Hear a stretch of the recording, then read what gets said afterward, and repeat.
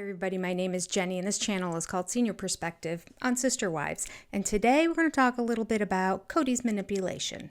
Let's do it. Okay, this is just a short little clip that I wanted to bring out because today I was going back and rewatching one of the episodes in the later seasons. And I actually wasn't even watching the whole thing. I went to look for a certain clip on something else.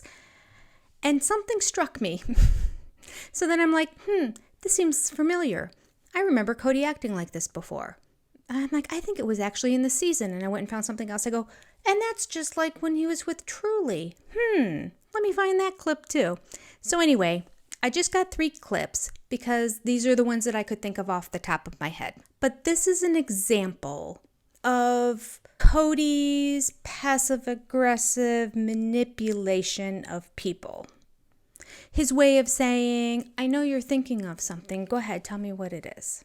To try to get people to talk, to try to get people on his side. When Kody wants somebody to agree with him, he will poke at them and tell them to keep talking until he hears what he wants to hear. Let's face it, Kody Brown is used to getting his own way. It is what it is. Then Kody comes across somebody who's interested in joining his family. He decides, I like her. And manages to manipulate circumstances so that he and Mary happen to be driving by the home where Robin, who he didn't know, happened to be hanging out for the day. That's all in the book. Kody eventually wants to marry this wife. He convinces wife 1, wife 2. Struggled with wife number 3. But guess who got his way in the end? Kody did. Of course he did.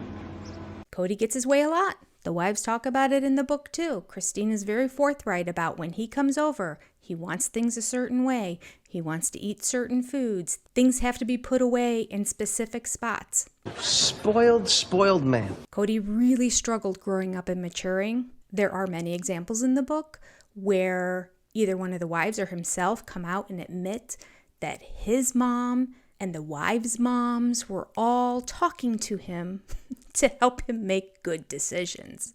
I'm not going to pull out all those details because that's not exactly what this is all about, but it supports the whole notion that what Kody wants, Kody gets. Kody had 13 children and he was driving around in a 2-door convertible car. Arrogant, reckless. No joke. I mean, you can't make it up, right? The man gets what the man wants. He wants an Audi 2-door convertible car, even though there's 17 of them all together. That's what he drove.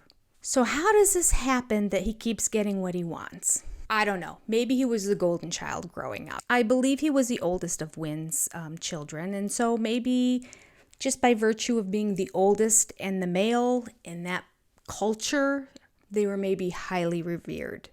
And maybe not reprimanded or disciplined as much. You know, the golden child. Well, however it came to be, I noticed when I was watching these last episodes, and there's probably many more examples prior to this, but I thought I'd just grab these 3 and put them here to show you what struck me when I was watching it. And that is, when Kody wants to get somebody on his side, he just keeps trying to poke and prod. And I think it worked a lot with Mary. Look at this example with Mary. When they're sitting on the porch, this is the knife in the kidney episode. It's just a classic. So they're all sitting there and they're talking. And Kody comes out and says to everybody, okay, well, Christine said her piece. I know this is a difficult time. Does anyone else have anything else to say or no? That should have been the end of it. Everybody was quiet. They kind of looked down. They did the typical Kody Brown family situation where nobody really says anything to anybody. And so, okay, should have been the end of the time, but then we wouldn't have been gifted with knife in the kidneys. But that's okay. I digress. So it's the end of the conversation. Kody's not done. Kody is not happy because nobody other than Robin is really taking his side in this. He's very clear that Janelle is Team Christine. She also is not saying very much, but on occasion she will say something to kind of put Kody back down in his place or to clarify something, and it's always in support of Christine. Robin, whatever. I don't know, I'm just shocked. How did this happen? That's a separate video. So she's a damsel in distress over there. And Kody's like, okay, well, anyone else have anything to say? Silence. It's not good enough for Kody, so he pokes the bear, the Mary bear. And this is what happens. Is it too much of a shock? Has anybody else got anything to say, or is it just... You have a look on your face like you know the whole world, but you're not going to say something. What? You look like the bird that ate the mouse. What do you think I have to say? Tone in her voice says it all, doesn't it? No, I really don't know what you're talking about. It's so creepy to me how he's just that conniving used car salesman, slimy kind of, I know you're thinking of something. Come on, say it. Say it. What are you thinking? Say it. Ew. Have you ever been with somebody in a store like that and when they're trying to sell you a car or an appliance or one of those big ticket items and they're like, what does this feel? What do you feel when you see this washing machine? Does it make you happy? Tell me, what are your feelings about this? You can tell there was some seminar they all went to. When women connect emotionally with their appliances, they'll then buy it. It just makes me want to turn and run. And actually, I always have. Any salesman that starts going there, I'm like, bye. Not interested. You're creeping me out. I don't want your sales tactics being worked on me. I just want truth, logic, stats. Tell me which one's the most energy efficient, which one has the highest Energy Star rating, which one is the best in Consumer Reports. This woman has a brain, believe it or not. Okay, again, I digress. So that whole scene out there just gave me the creepy crawlies. And then I thought, that's not the first time I've seen him do that. He did it again. Do you remember after Christine left? Okay, so we have knife and kidneys. Christine up and leaves and goes to Utah. And then the family, a couple weeks later, get together to talk about Coyote Pass. There's another video. Not to tease, I just don't have a whole lot of time. But I have ideas. Okay. So they're all sitting, guess where? Outside. Yeah. Ding, ding, ding. You win if you said outside or by a fire pit or at a picnic table. So they're sitting outside somebody's house. I don't remember whose house it was. Maybe Mary's. They start talking about Coyote Pass, and then Robin says, oh, this is just sort of awkward that we're just talking about the land. Christine just left, and we really haven't all discussed it. And so Kody says, well, okay.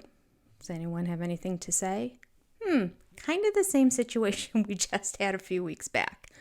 Is there anybody here in this group that has something that they want to share? Nobody does. Robin may have added more of her 2 cents. I can't remember exactly. Oh, she did, actually. I wrote this down. That's another video, too. Okay, but in relation to this situation, he's like, all right, let's table Coyote Pass. Anybody want to talk about the fact Christine has left? Is there anything else we need to say about it? Nobody does. And so what does Kody do? Poke the mare bear again. Watch this. Well, it's not a taboo subject. You guys want to talk about it? Well, it's just weird that we're already talking about the land when we haven't really touched base after she left. We can talk about it. You're acting weird about it, Mary. I am? Oh yeah, it seems like it. Do you have something you want to say? I mean, it's totally cool. You can. It's okay. He's just. I'm not acting weird. No, I can't tell. Robin's the one who brought it up, not me. Poor Mary. How many times in her life did she have to come up with something? I feel like now she's at the point that she's like, no, I've got nothing to say to you. I have one foot out the door right now. I know Christine has both out the door. I have one out. Well, maybe in my mind I have one out, but I'm thinking about it. I bet if I went back and started watching all the episodes again, I could come up with example after example after example of situations where Kody has manipulated Mary to do his dirty work or to be on his side. In fact, if you can think of any, we'll do a part 2 of this video. Write them down below. Okay, so these two scenes were like, whoa, look at this manipulative man. But this is the first time that I'm like, here's a strategy. I'm seeing the pattern. There's one more before we go. And you're all probably thinking, oh, pick me. I know. This is when we're going to go back now. I'm pretty sure that this scene happened in between the two Mary scenes, because this scene was the time that Christine literally was moving. So it makes sense that it fell in between the two. This is when Kody, Robin, and their family came to Christine's house per McKelty's request to all say goodbye the night before Christine was leaving to go back to Utah. It was horrible, it was awkward, it was uncomfortable to watch. The whole thing was an utter mess and a terrible idea. Nonetheless, Kody has a little bit of small talk with Truly. Aren't you excited that you have this new adventure? I'm so happy for you. Are you going to go to a new school and meet new friends? Take pictures of them all and bring them and show me. I want you to tell me all about your new friends. Truly, have you seen your new house yet in Utah? Can you tell me about your bedroom? Wait, no. That's what every good parent would do if their child is going off, doing something different, doing something scary. Change is hard for kids. I think Christine does a pretty good job of talking it through with Truly and allowing her to talk and share her emotions too. That doesn't change the fact it was still going to be hard. So Kody, the nurturing father, approaches the situation like this. Truly, hey, are you okay that you're moving tomorrow? Yeah. Are you excited? Yeah. Okay. All right. You sure? Mm-hmm. Where's your smile? No smiles about it, huh? Sorry. All right. Well. Too bad, so sad. Sucks for you that you gotta go. Thought you'd be more excited. I told you to smile on command and you wouldn't. What's wrong with you? He makes me want to scream. Top 10 worst parenting moments of all time. Poor Truly. When Kody wants people on his side, he will do all he can to manipulate the environment and specifically manipulate people to say what he wants them to say. He tries. That's it. My blood pressure was going up as I was watching this, and I thought, I need to get a video out. Or at least need to get this on tape. Who knows when I'll get around to editing and put it out. But I'll feel better today. Any other circumstances or situations that you can think of where Kody's done the same thing, write them down below. Like I said before, I have no problem of doing Kody the Manipulator Part 2. Oh, don't forget, Thursday night, live book read. Right here on Senior Perspective channel, 7 p.m. Eastern Standard Time. And also don't miss that I will be talking about the book, chapter number 3, the Christine chapter with matrimony, on Sunday night with everybody's favorite James from My Take on Reality. That's all for today. You take care, everybody. Goodbye.